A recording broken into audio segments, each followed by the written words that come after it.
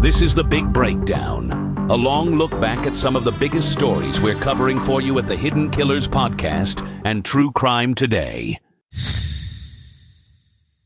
Thanks for joining us. I'm Tony Bruschi. Today we're going to dig into one of the most pressing questions about the Delphi murder case.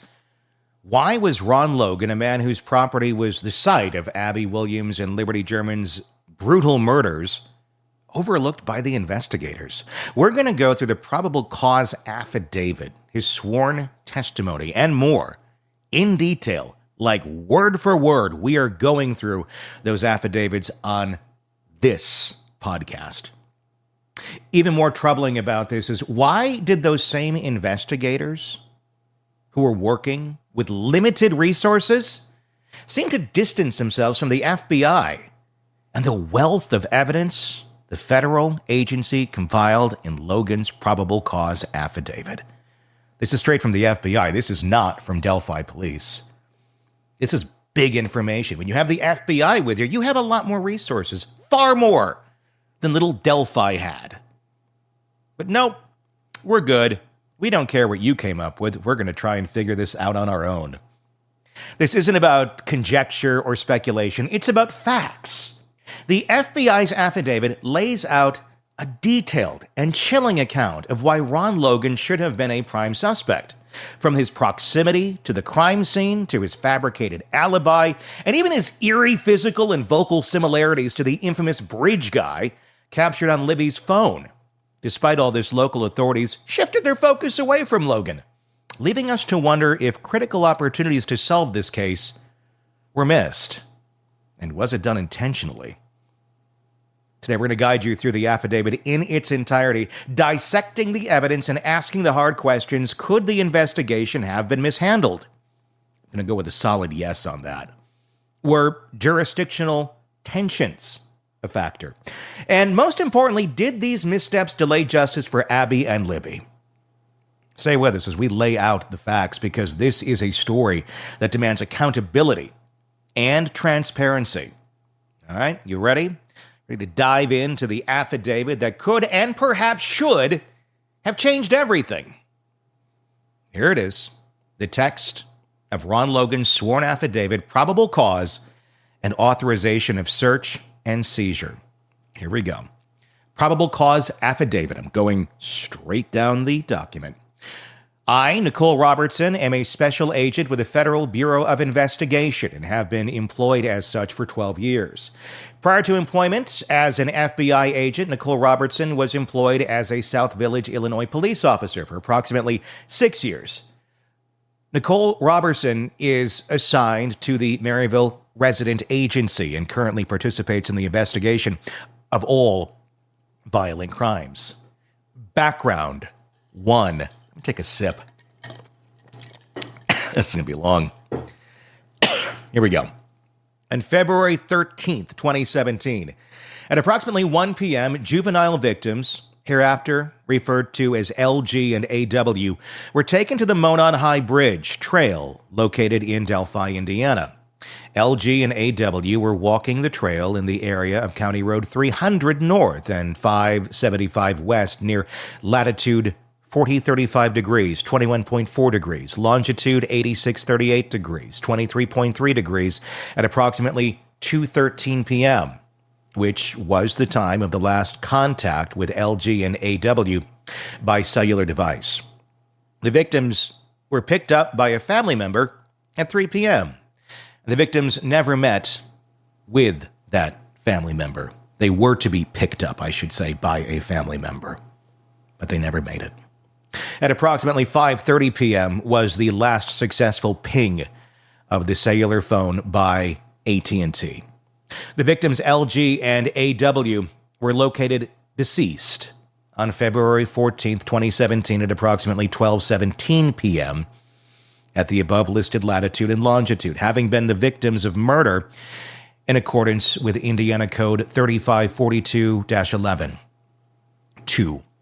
The suspect has been developed of a white male wearing a blue jacket with a heavy physical build, wearing a cap and blue jeans. This development of the suspect was made by a 43-second video taken on LG's phone, where the suspect follows the victims as they're walking on the Monon High Bridge Trail. Near the end of the video, the suspect speaks to the victim, saying, "Down the hill." It sounds as though he is directing the victims to leave the trail they were on and enter the wooded area below. No person has come forward and identified himself as the person who met the victims and made the statement in LG's video. Therefore, it's believed that the person in LG's video participated in the killings. Images of the suspect have been broadcast on the news media since February 15, 2017, as a person of interest. 3. LG and AW are presumed to have made contact with the unknown male at approximately 2:13 p.m. based upon analysis of LG's cell phone, which recorded the video. 4. On February 14, 2017, at approximately 12:17 p.m., victims LG and AW were found dead with wounds caused by a weapon on the property owned by Ronald Logan. A large amount of blood was lost by the victims at the crime scene. Because of the nature of the victim's wounds, it is nearly certain the perimeter of the crime scene would have gotten blood on his person or clothing. The location of the crime scene is approximately 1,400 feet from Logan's residence. 5. Logan is a 77-year-old male. Logan's physical build is consistent with that of the male suspect videoed by LG on the Monon High Bridge Trail. Logan owns farmland and cares for large farm animals. Logan appears to be in good physical condition. Logan has been interviewed several times. His voice is not inconsistent with that of the person in the video. I want to say this for a second, because one of the allegations towards the investigators in Delphi of why they didn't pursue Ron Logan was because, he's too old. He's caring for large farm animals. We're talking about 2 young girls. If you can handle a cow, you can probably handle these 2. I digress. 6. It was also discovered that the articles of clothing, one of them, the victims, were missing from the crime scene, while the rest of the clothing was recovered. It also appeared the girls' bodies were moved and staged based upon my training and experience. It's common for perpetrators of this type of a crime to take a souvenir or in some fashion memorialize the crime scene, whether by photos or electronic or digital methods that are then downloaded onto computers, storage devices, tablets, phones, iPads, devices, or other electronic devices that store digital data for later viewing, scanning, or copying. 7. LG and AW had no visible signs of struggle or fight. 8. During the processing of the crime scene, investigators located unknown fibers and unidentified hairs, which may later be used for comparison of similar fibers or hairs. Keep in mind, they didn't do that with Ron Logan. 9. Logan owns numerous weapons, including handguns and knives, that were observed by LEOs during the execution of the search warrant that took place at his home on March 6 of 2017. Logan's home was searched as a result of a probation violation. The search was limited to the discovery of firearms and included only his main residence. So they weren't going to his house to search for clothing, fibers, and things that may relate to the death of the girls. No, it was a probation violation from a traffic incident that they went in there to discover weapons and such, which he was not allowed to have, which is why he ended up in jail. And when you go in with a warrant, that warrant specifically says what you can be looking for. Notice on that warrant was nothing to do with fibers or things that may be related to the girls. Maybe the weapons, but they weren't shot. 10. As we continue on in this. On February 14th, 2017, at approximately 9:20 a.m., Logan contacted redacted male 1 Logan asked Redacted Male 1 to tell police Redacted Male 1 came to Logan's home between 2 p.m. and 2:30 p.m. on February 13th, 2017 to pick Logan up. Logan further told Redacted Male 1 to say that Redacted Male 1 drove Logan to an aquarium store in Lafayette, Indiana. Logan told Redacted Male 1 to say they returned home to Logan's house between 5 and 5:30 p.m. Kind of strange to need to have an alibi if you had nothing to do with this. 11. On February 14th, 2017, while requesting consent to search Logan's property, a law enforcement officer advised Logan that LEOs would not search his home unless evidence led LEOs to Logan's house. In that meeting, Logan told the LEO that he did not think evidence would lead them to that, but he said, "I don't know." It's a weird statement to make. You have nothing to do with the crime, but you're like, "I don't know." No, the answer is no. If you did not do anything, there would be no evidence at your home to lead you to a crime scene or connect you to a crime scene. There's fibers on your jacket or on you or your person, whatever, and it happens to kind of be the same stuff on the murder victims. That doesn't look good. But he doesn't know. 12. A receipt from Aquarium World in Lafayette dated February 13th, 2017 with a checkout time of 5:21 p.m. was found in Logan's home on March 6, 2017 during a probation violation search. Logan resides approximately 22 miles from the store. It would take approximately 30 minutes to get to the store from Logan's home. 13. On March 6, 2017, during an interview with an LEO, Logan said he was picked up by Redacted Male 1 around 3 p.m. and taken straight to the aquarium store in Lafayette. In the March 6, 2017 interview, Logan said after he was done at the aquarium store, he was driven straight home. These statements are found to be factually false and intentionally designed to deceive law enforcement officers. 14.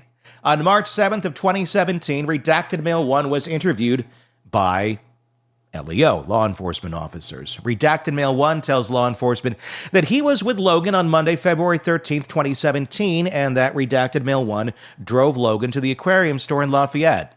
On March 9th of 2017, Redacted Male 1 was interviewed by another law enforcement officer regarding the trip to the aquarium. Redacted Male 1 tells law enforcement that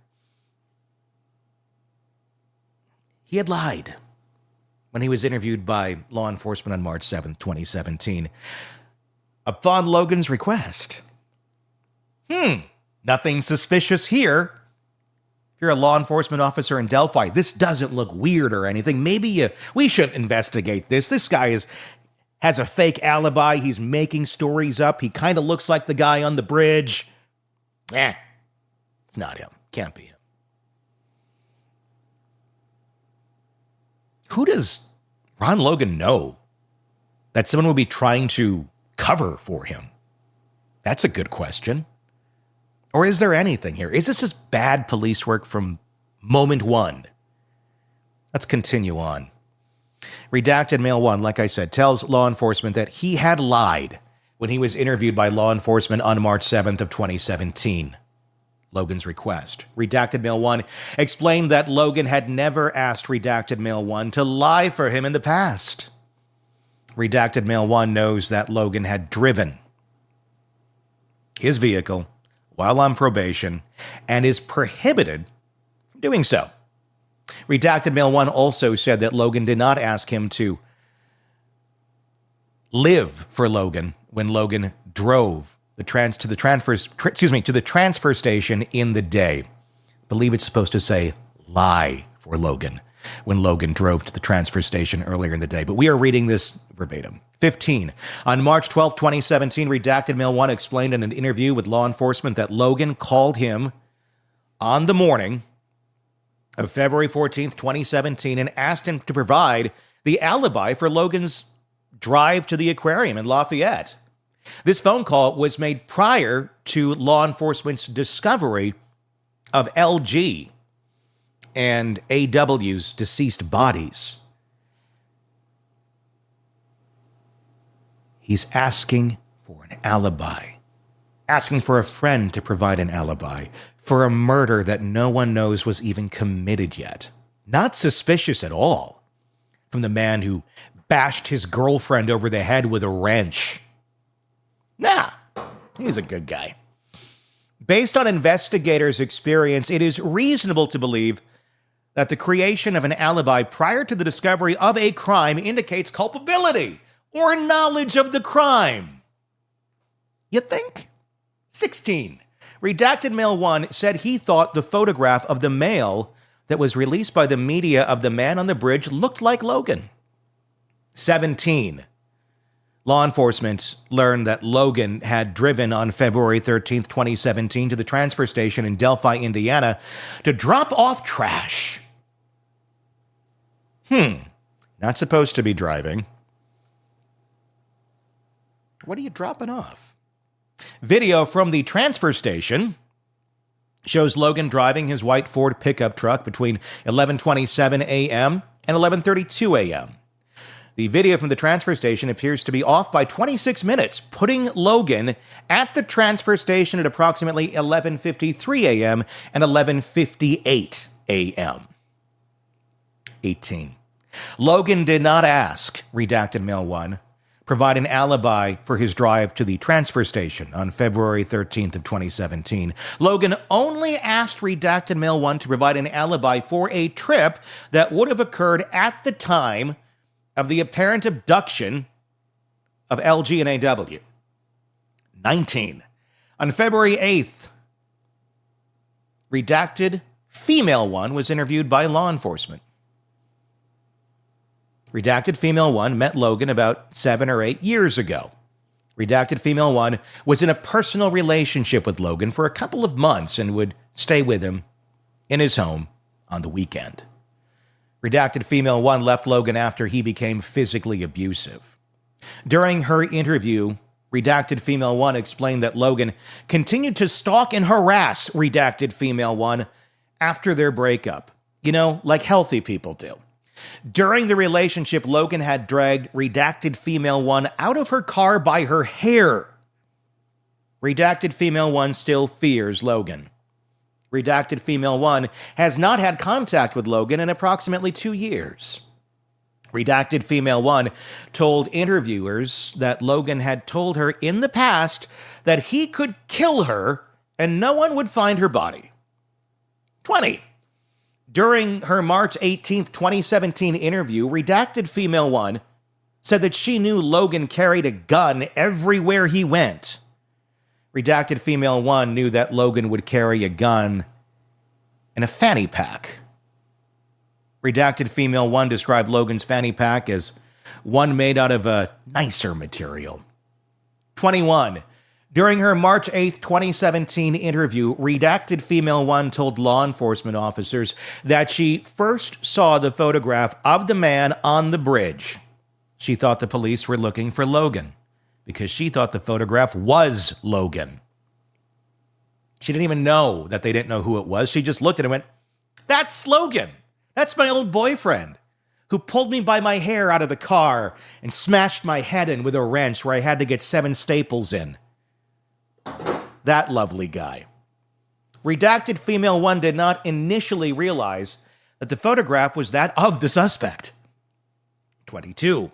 A call placed using Logan's cell phone produced cell tower data.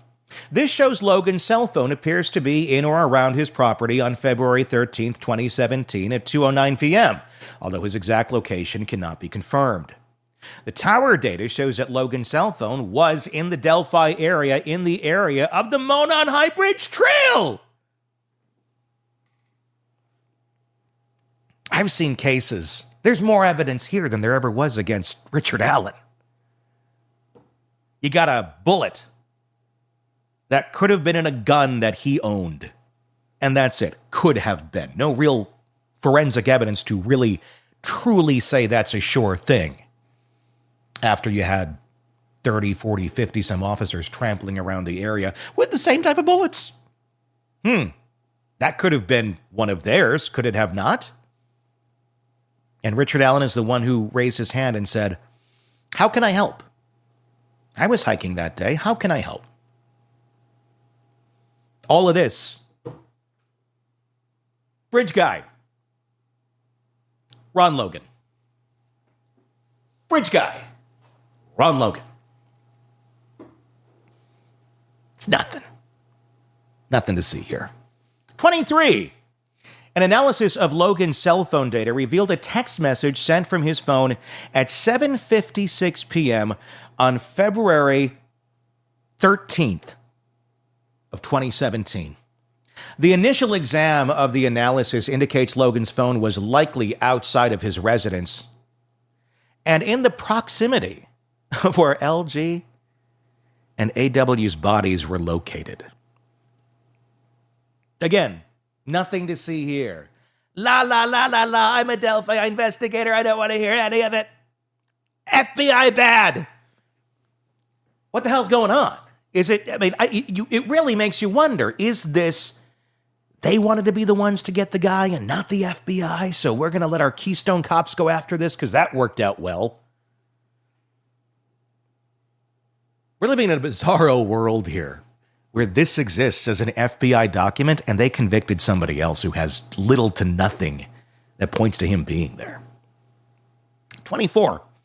An analysis of Logan's cell phone data revealed a text message received by his phone at 10:16 p.m. on February 13th of 2017. The initial exam of this analysis indicates Logan's phone was likely outside of his residence and in the proximity of where LG and AW's bodies were located. Shocking. 25. Logan met with law enforcement officers on or about February 17th, 2017.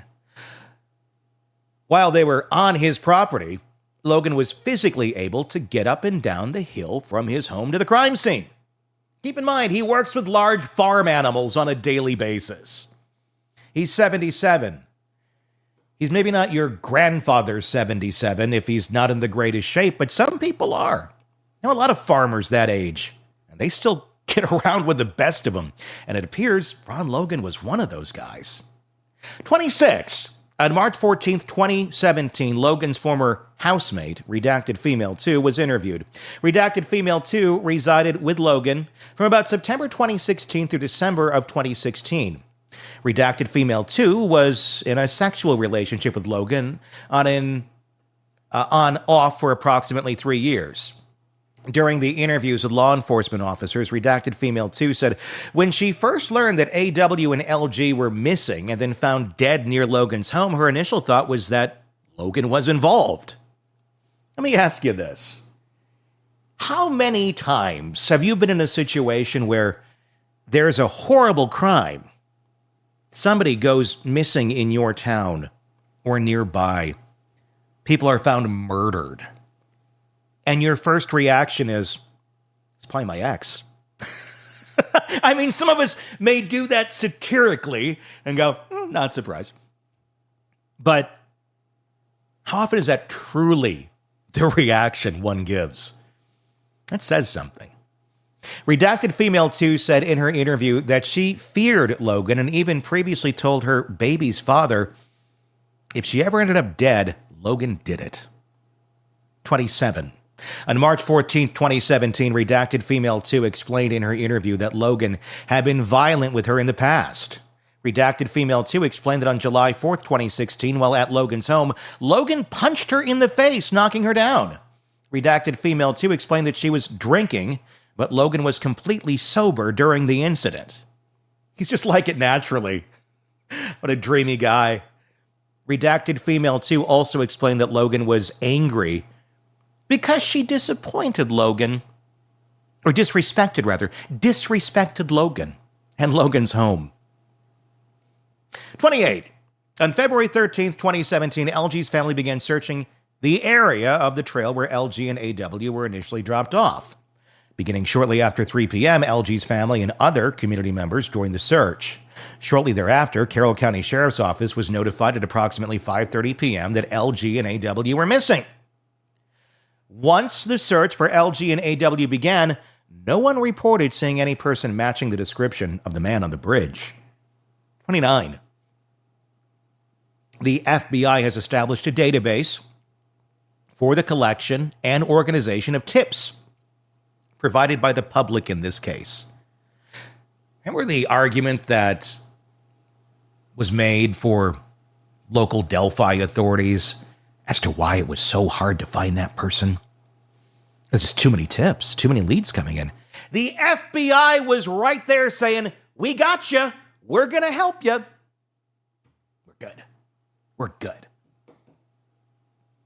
A search of the database has revealed 15 tips in which citizens, both known and anonymous, attributed to the crime to Logan for various reasons. 30.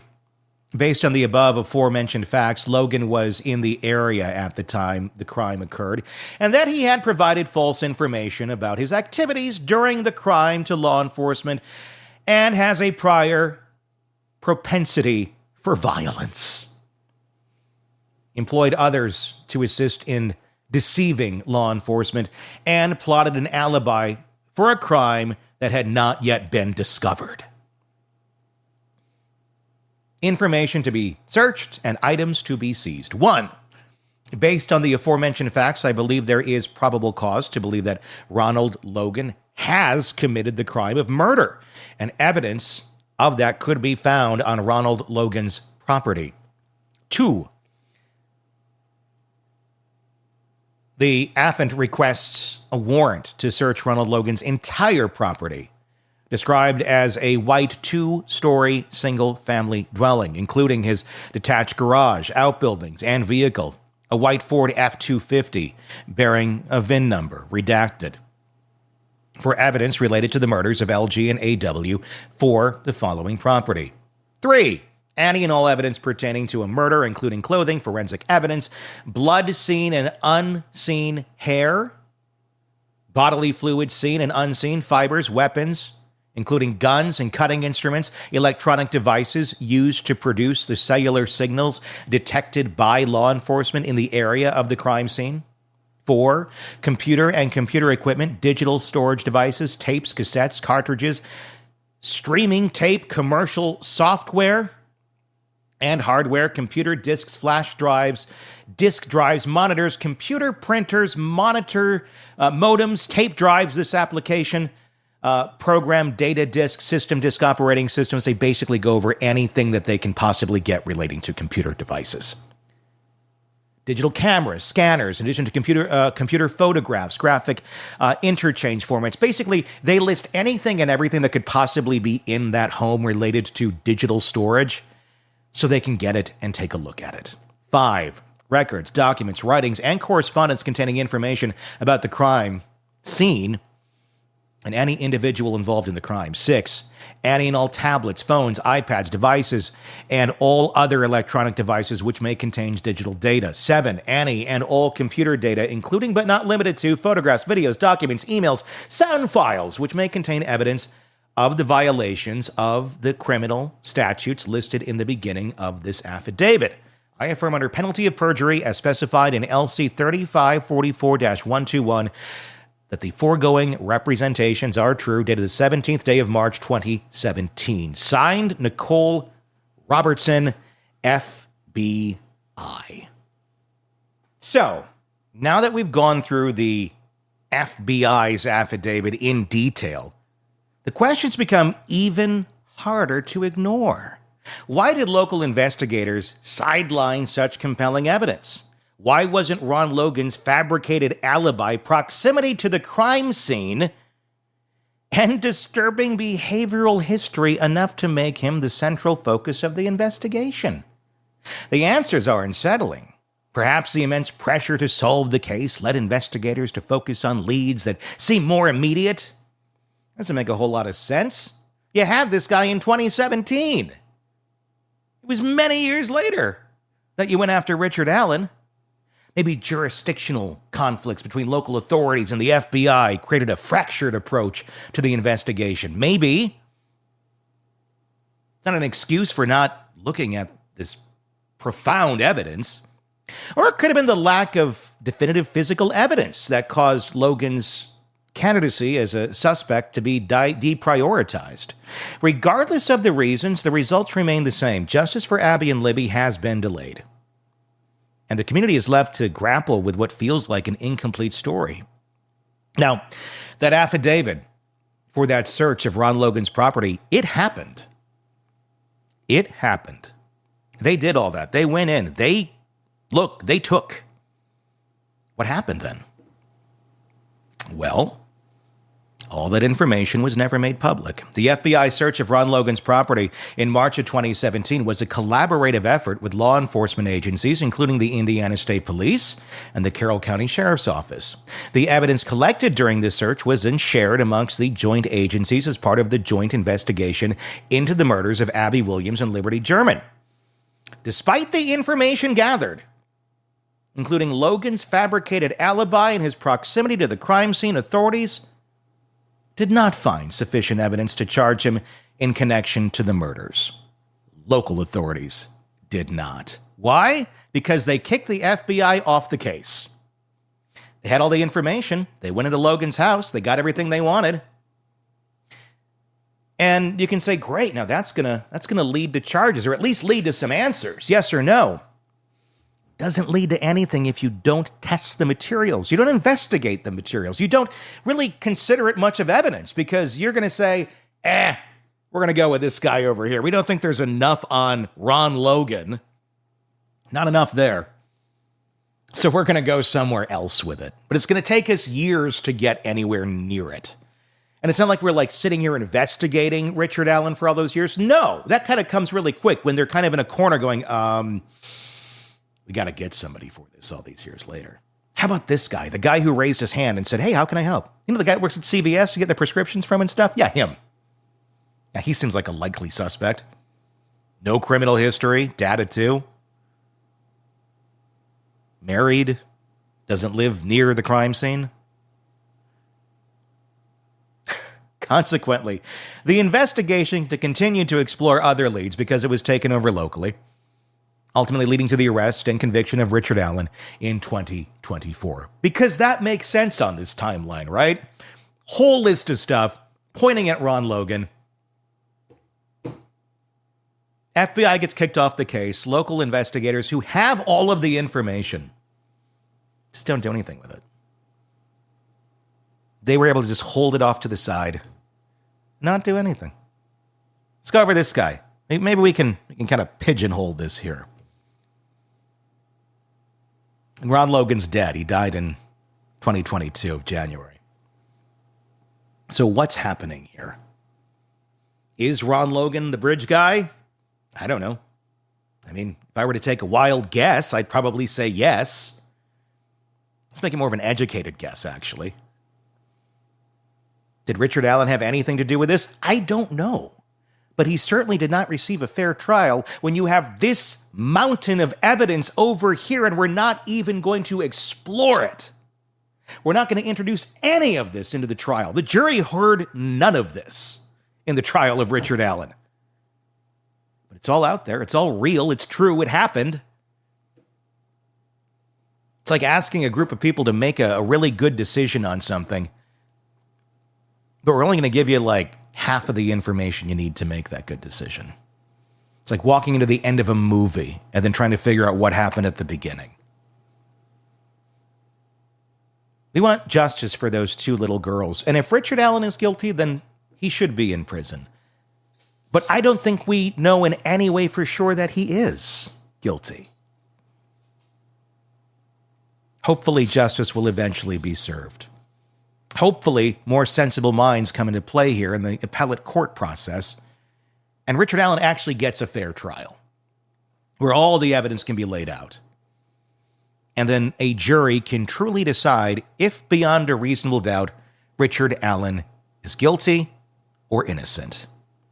Based on everything we just heard here, reasonable doubt doesn't even come close to describe the doubt that Richard Allen had anything to do with the murders of those two little girls in Delphi, Indiana in 2017.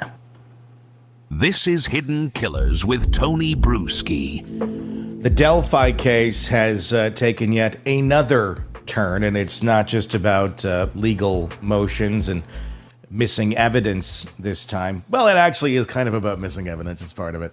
It's about psychology. It's about behavior and the human mind behind all of it, or possibly minds with an S, plural. With Ron Logan's alleged confession, the eerie behavior of Keegan Kline, yes, he's now been brought back into the fold with new allegations, and a prosecution that seemingly ignored key evidence, this case raises serious psychological questions about guilt, deception, I'd say desperation as well, and the power of manipulation. Today we are joined by psychotherapist Siobhan Scott to help us understand what's really going on inside the minds of some of the key players in this case. And Siobhan, let's start here. We do often see, or how often rather do we see confessions, whether true or false, being ignored by law enforcement? And what does it say about the psychology both of the suspect and the investigators when something this significant is just basically swept under the rug all those years ago? Yeah, the whole thing is just a muddle. If we're looking at false confessions, and I'm guessing that's what they believed this was. I mean, maybe not. But false confessions happen because of psychosis, which is what we can speculate Richard Allen's confessions were, because he was clearly psychotic. And so a psychotic confession should not be considered a confession. You're looking at coercion, and clearly Ricky Davis, the person who's saying he heard Ron Logan's confession, was not in a situation where he was being coerced by anyone to say this. Attention seeking, could he have been making it up? And then looking at, does this person who's reporting the confession, does the person have credibility? And in this case, I think, certainly it would be reasonable to say that Ricky Davis's credibility could be questioned. He had decades a criminal history, a long rap sheet with everything from running a meth lab to burglary, forgery, theft, auto theft, counterfeiting. So was this examined? Was this looked at? And does he have a history of making things up? And then they just threw it out because they said the guy's, not credible. But the fact that it wasn't disclosed, I think, is the problem here.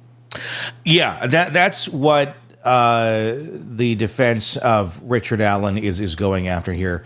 How could you not disclose these 7 letters that were allegedly sent to McClelland, which is the prosecution, or the defense, I'm sorry, the prosecution of Richard Allen? A videotaped interview as well. And Ricky Davis, if you're just beginning to play along here, he was an inmate that had spent time with Ron Logan in prison, and Keegan Kline as well. And he, back in 2017, because time is important in this story, all the way back in 2017, says that he started reaching out to authorities saying, hey, look, this guy, Ron Logan, who's in my cell with me, just confessed to these murders, and here's what he told me. And the authorities, the investigators said, oh, well, tell us, but you have to tell us in 2 paragraphs or less, which I think, number one, that's bizarre. Like, keep it simple. Like, if you're trying to get details, I think you'd want any details you're going to get. So he writes a 2-paragraph letter. And they start going after him, saying he's lying. They claim they did a polygraph on him. And I find it interesting, the verbiage that they use anytime this is brought up. It's, he miserably failed it. Okay, when was the polygraph administered? Who administered it? What circumstances? What was asked? Because none of that seems to be out there. I kind of doubt, or if they even did do the polygraph, or if they did, again, consider the source. It's the same people who seem to be the fail stop for any other information getting out or anybody investigating anything other than Richard Allen at a certain point in this case. So I'm not shocked if they were the ones who administered it and they're saying nothing came out of it. But again, let's talk about back to Ricky and his incentive to do something like this. He wasn't asking for anything extra. He wasn't asking for leniency or lesser time or anything. And if anything, he's putting himself in danger by basically being a snitch in prison, and that's not looked upon too lightly quite often. Yeah. So, possibilities. I mean, it could be he's entirely telling the truth with altruistic motives, and you can be somebody who runs a meth lab and does other horrible things and still tell the truth at times. So that's possible. Is it possible that he has a history of attention seeking and, prison is kind of boring, and does he do this sort of thing? So was there a pattern of making things up? I don't know. We don't have all the information. And as you say, it can certainly be questionable. What does it say to you about his previous charges? Because this is a guy who, and I'm not trying to lessen the significance or the seriousness of his charges, running a meth lab and distributing and all that and getting 50 years is a pretty serious charge. But it's also not murdering children. And his track record doesn't seem to involve anything to do with harming human beings, I guess, directly in the way that we would think of a murder or something of that. You're making meth, yeah, you're going to harm people. But we could argue the cigarette and the alcohol industry are the same way, too. They're commercial. There seems to be, at least for me, a difference in maybe that human being and their level of empathy. People who are able to go and harm children and harm other living people, that's something where that's in you, and that's not going to come out of you if you're capable of doing that. If you're making meth and you're doing all sorts of robbery and horrible shit like that, yes, you're harming people, but you're not doing it in that direct sort of way. And you really, would you not expect maybe more humanistic aspects, more empathy, more someone who is capable of having care and understanding for other people and wanting to see the right thing done, especially when it comes to kids? It is certainly possible. It is certainly possible. But it just, I mean, I couldn't call it either way. I would have to sit down with him and talk to the guy and try to determine what is his motivation here. As you say, it sort of goes against the prison code to be a snitch. So what was driving him? And I don't think we can really peg that without spending some time talking to him. How accurate do we typically see prison confessions being? And this is a different one because this is being a snitch, basically. It's not that Ron Logan allegedly made this confession to guards or to anybody. It's alleging that it came through his cellmate here, Ricky Davis. Is it common when someone reports a confession was made for this sort of thing to be, completely ignored? Or is this something that they usually do look into a little bit more to make sure, especially at the time in 2017, they have no Richard Allen, they have no main suspect. The FBI is already strongly looking in to Ron Logan. They're already going through his property and making a case against Ron Logan. And you have this guy saying, hey, he just confessed. Why just stop at the polygraph, which it's not even admissible in court? Why would you not dig into this a little bit further? Yeah, that's a wonderful question, and I don't have an answer for it. How often does it happen? I'm going to guess that it's different in every prison, and we like to think that, people running prisons have ethics and take these kind of things seriously and do look into it. Maybe, maybe not. And it's a huge, messy topic, and I don't know how we can even get data on it, but I'm sure it happens. Do you think we're looking at a case here of just the most curious case of coincidences coming one after another to make this thing look so much like a cover-up, which it may be? Or is this a case where people really, really have their blinders on? And again, the thing is, there wasn't a time for blinders yet in this case in 2017. There wasn't a Richard Allen. There was nobody on their radar. So I guess you have blinders on to, well, it can't be over here if that's what we're talking about with blinders. But is that what we might be looking at? Is it a case where we have investigators so bent on one direction of I'm already excluding these people over here without really a whole lot of evidence, and I'm going to go this way. I mean, that I'm sure does happen, but how does that happen, and why does that happen in one's mind to be able to completely exclude a lot of valid things? Because I think a lot of us are just trying to understand, look, if there's nothing nefarious going on here, what the hell was going on in your mind? Yeah, I don't know. I don't know. It's a puzzle. It's strange. One would think that, the search for the truth takes, the top priority. Does it always? Again, humans have biases and confirmation bias. Sometimes when they've already got one idea in mind, they look for things that prove that idea. And then the other thing about Ricky Davis is he also revealed information about Keegan, what's his last name? Keegan Kline. Yeah. And so here are two, potential suspects that this one person had contact with in the same prison and then is now disclosing information about both of them that casts blame that way. So is it a case of throwing spaghetti at the wall by the defense? We've got all these different possibilities, the lack of transparency on the other side, and it's really muddled. The allegations that are coming through from the inmate here, from Ricky Davis, involving Keegan Kline, and I'm just going to paraphrase here, but the whole affidavit can be read or can be listened to on the channel. It basically get down to saying that Keegan Kline and Ron Logan were engaging in looking at child pornography and sharing it with one another back and forth, like their little ring of it, and that this would be done on a semi-regular basis. But one of them Keegan had to go there and help Ron Logan with this because he's older and was kind of inept at using technology. Disturbing, 1,000%. And obviously this is, again, just the allegations of an inmate, but Kline is in prison now for exactly that, for child pornography. And he's the guy who was also supposed to be meeting one of the girls that very day, had allegedly been communicating with her through a version of social media.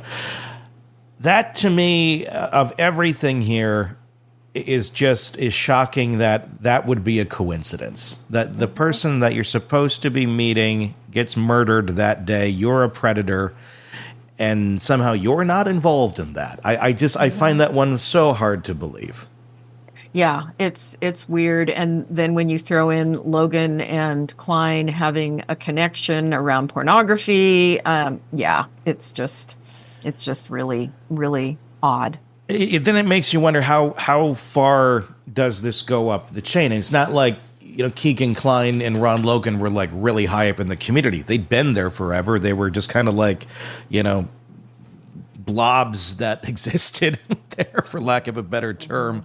But it does make you wonder, when you have cases like this, and I'm not specifically speaking of this case, but when you have kind of these,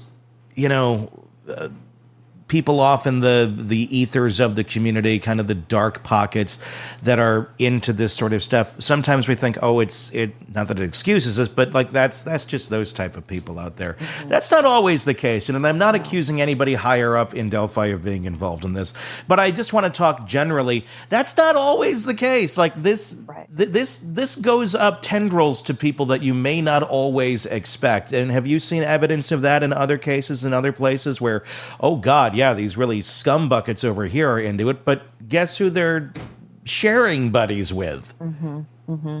Yeah, it certainly can happen. I have seen people arrested for kiddie porn that were, pillars of the community that you would never guess. I mean, yeah, I'm thinking of, I won't say how high in the community, but yes, people in the judicial system, very high in law enforcement, and they can be into this sort of thing with really, really sordid, weird, risky behavior going on. Is it, and I'm just thinking down the dark path here, if you are someone higher up in law enforcement or something of that nature, and again, I'm not accusing anyone in Delphi of doing this. But if you are higher up, there would be a clear advantage if you're into this sort of thing and it's being procured by somebody on the outside, somebody out there in the shadows, to have kind of a quid pro quo relationship of, yeah, you'll provide this for me and I won't go after you, and basically I'll protect you from the dark stuff you're doing over here, because I'm into it too, but it would be too obvious if I were, procuring it or whatever it's called, whatever the hell they're doing. That would be a heck of a plot for a crime novel. I'm imagining, would John Grisham or someone write that story, because that's Well, I mean, it has undertones of what we had seen, at least the allegations that we've seen over in the Gilgo Beach case with the former sheriff or whatever he was there, being involved in a lot of that sort of stuff too. And then somehow Rex Heuermann was, going scot-free for quite a long time. And there's allegations that maybe there was some police involvement there of, I'll look the other way, you look the other way, we travel in the same circles. It does make me wonder just how deep this is going to go in the land of Delphi. And it certainly does make a lot of sense if there is a cover-up going on here, why there would be a cover-up going on here, because it makes you wonder, where would investigating Ron Logan further lead to? Where would investigating Keegan Kline further and his connections lead to? It seems they wanted to stop on those two. And, they got Keegan on the child porn charges and stuff. That was pretty evident when they caught that. Ron Logan, they just walked away from. And I don't know that he's ever truly been cleared by the FBI. But why one would just walk away from something that seems to have so many leads to it, so many just sparkling diamonds of, oh my gosh, look at this. This really seems like it could be big to our case, but we're going to say, no, let's go after the CVS guy. It's just, it's baffling to me as to where this could go. One other detail on this, he mentioned a box cutter.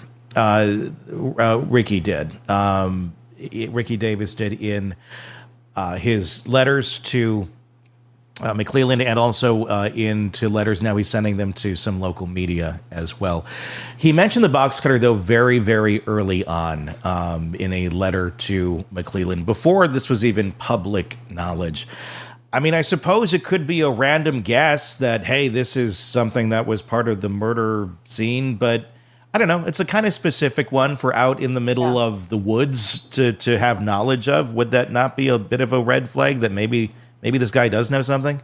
Sure, definitely. That's another reason to look at it closely. And the fact that it wasn't is disturbing. Too much disturbing going on here in this case. But thank you for your insight, Siobhan Scott, psychotherapist and author. Always great to hear it from you, because this is one that just gets deeper and darker by the day. The latest true crime stories, expert breakdowns, and shocking twists, all in one place. Press subscribe now to the Hidden Killers podcast and True Crime Today.